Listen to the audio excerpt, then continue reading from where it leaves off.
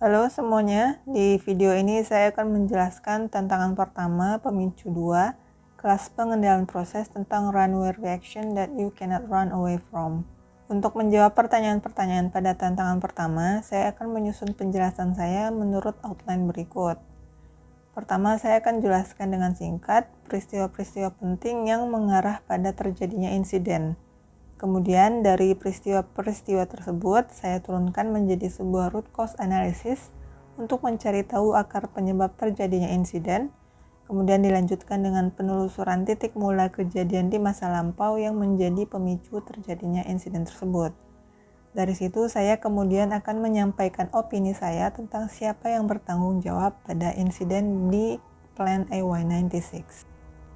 Jika kita baca dengan seksama laporan insiden AY96, ada banyak peristiwa yang terjadi selama lebih kurang 4 jam antara pukul 4 sore hingga terjadinya insiden di pukul 8 malam. Namun jika kita saring peristiwa-peristiwa tersebut, menurut saya ada 7 peristiwa kunci yang semakin memicu terjadinya runaway reaction yang berujung pada kebakaran. Peristiwa penting pertama adalah transfer material, yaitu ONCB dan 2EH ke dalam reaktor K7.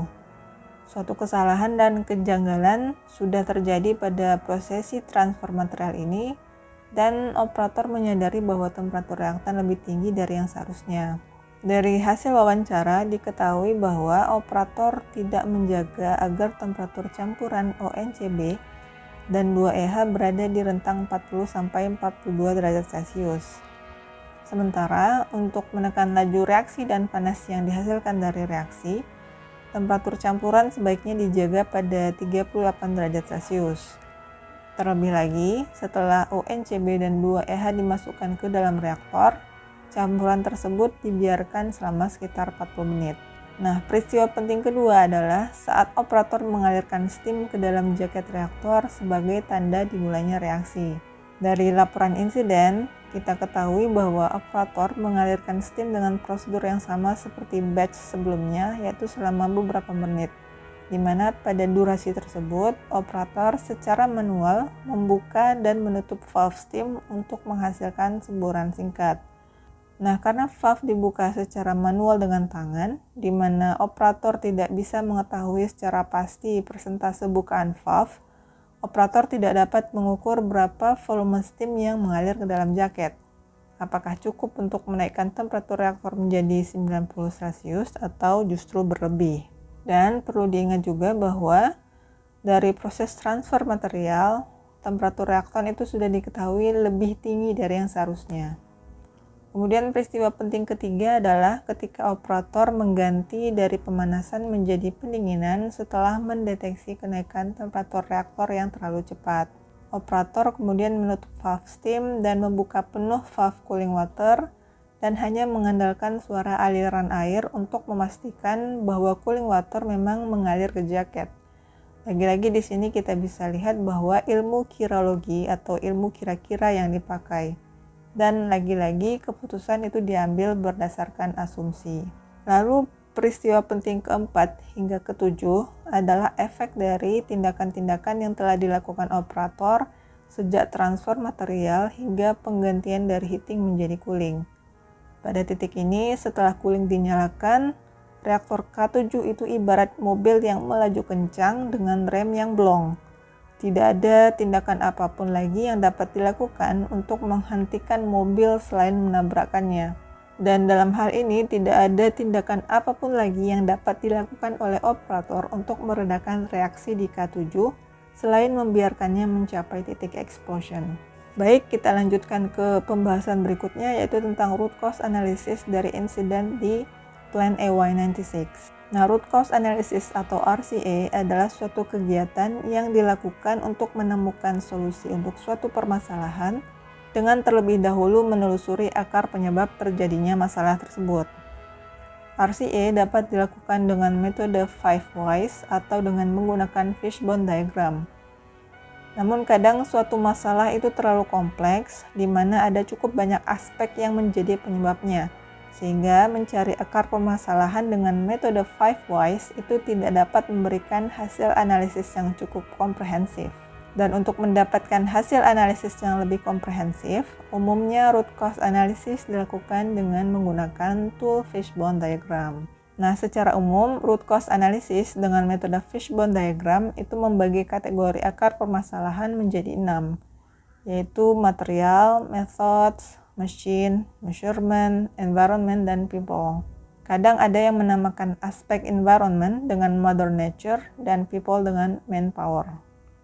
Nah, fishbone diagram untuk AY96 ini saya susun berdasarkan apa yang tertulis di dalam laporan insiden. Pada aspek material, dari laporan kita ketahui bahwa ONCB harus disimpan di hotbox pada temperatur lebih besar dari 32 Celcius agar material ini tetap pada fase cair ketika dialirkan ke reaktor K7. Di laporan insiden, sepanjang yang saya pahami, itu tidak ada informasi apakah hotbox dilengkapi dengan sistem kendali temperatur, sehingga kita tidak bisa memastikan berapa sebenarnya temperatur ONCB ketika memasuki reaktor. Nah, menurut perkiraan operator, temperatur ONCB itu lebih tinggi dari yang biasanya, namun juga tidak dapat dipastikan apa penyebabnya. Temperatur ONCB yang lebih tinggi ini kemudian berdampak pada laju reaksi yang semakin cepat, sehingga laju pelepasan panas reaksi pun juga semakin cepat. Hal ini kemudian menyebabkan temperatur reaktor melebihi temperatur onset atau temperatur terendah untuk terjadinya reaksi dekomposisi AY96.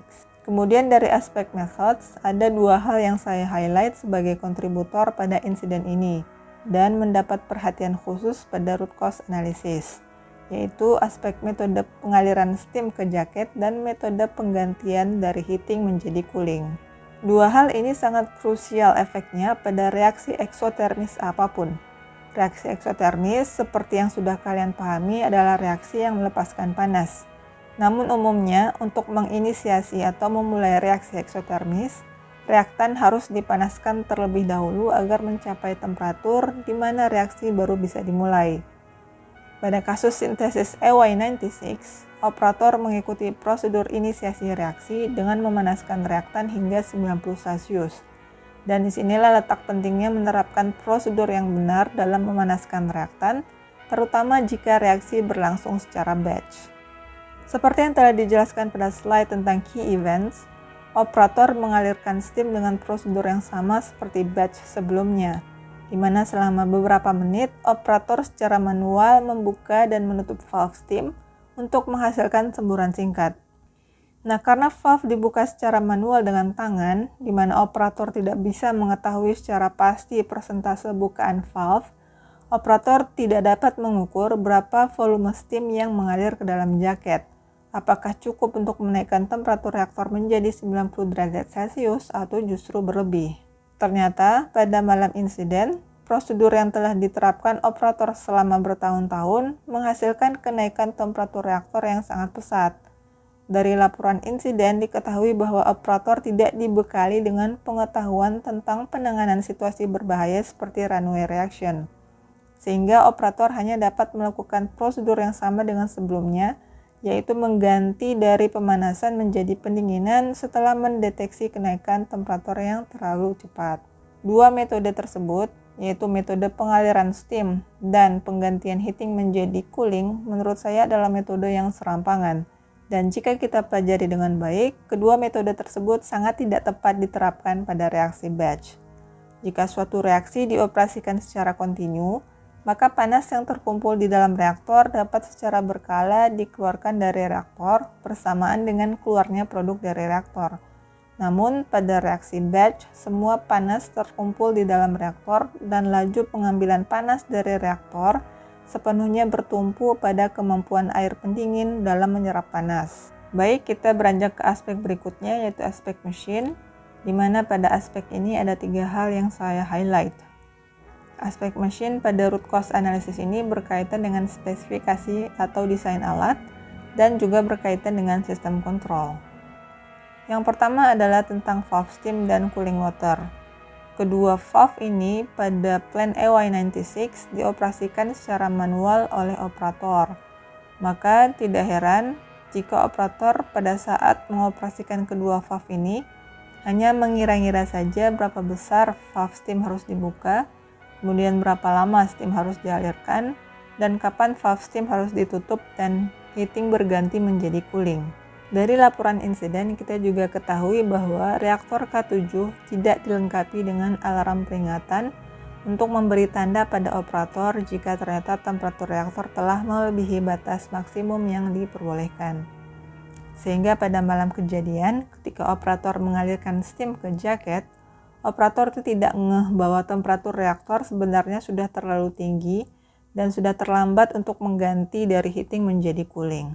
Nah, karena semua valve di plant EY96 dioperasikan secara manual, maka tidak heran juga jika plant ini kemudian tidak dilengkapi dengan emergency system yang dapat secara otomatis menghentikan operasi keseluruhan plant. Dan juga di plant ini tidak ada venting system yang secara otomatis dapat membantu menurunkan tekanan di reaktor. Aspek mesin yang tidak memadai ini kemudian menjadi salah satu penyebab mengapa temperatur reaktor di malam kejadian melebihi onset temperatur dekomposisi EY96 dan kemudian berujung pada tekanan reaktor yang melebihi kapasitas rupture disk. Dari aspek measurement yang dapat kita pelajari di laporan insiden adalah pada plant EY96 itu tidak ada alat ukur untuk temperatur reaktan dan laju alir steam. Sehingga operator hanya mengira-ngira saja berapa temperatur reaktan saat memasuki reaktor dan berapa besar valve steam harus dibuka agar laju steam sesuai dengan yang dibutuhkan untuk pemanasan reaktor. Dan dari laporan insiden diketahui juga bahwa indikator temperatur di reaktor itu memiliki keterbatasan dalam menampilkan hasil pengukuran. Sehingga ketika operator menyadari temperatur reaktor yang sebenarnya, di dalam reaktor itu sudah terlanjur terdapat akumulasi panas yang terlalu besar. Lalu dari aspek people, bagi saya sangat jelas bahwa operator tidak memahami intensitas bahaya dari reaksi yang mereka operasikan selama 32 batch. Pihak Morton International juga tidak memberikan informasi pada operator bahwa reaksi sintesis EY96 itu berpotensi menghasilkan reaksi lanjutan, yaitu reaksi dekomposisi EY96 yang jauh lebih eksotermis dibandingkan reaksi sintesis EY96. Dan dari laporan insiden, kita ketahui bahwa terdapat perbedaan pendapat antara operator terkait temperatur reaktor, di mana hal ini menunjukkan tidak adanya koordinasi. Lalu, sepanjang yang saya pahami, di laporan insiden tidak ada informasi apakah kondisi lingkungan seperti hujan badai, petir, atau kondisi udara sekitar memberikan kontribusi pada insiden EY96. Maka pada fishbone diagram untuk root cause analysis insiden EY96 ini, aspek environment tidak saya analisis. Nah, dari laporan insiden sudah dinyatakan bahwa terjadinya runaway reaction di reaktor K7 adalah kombinasi dari ketiga hal ini, yaitu temperatur reaktan saat memasuki reaktor lebih tinggi dari yang seharusnya, lalu aliran steam ke jaket terlalu lama dan operator terlambat mengganti dari heating menjadi cooling. Tapi, apakah insiden EY96 memang halnya disebabkan oleh kesalahan yang terjadi pada malam kejadian?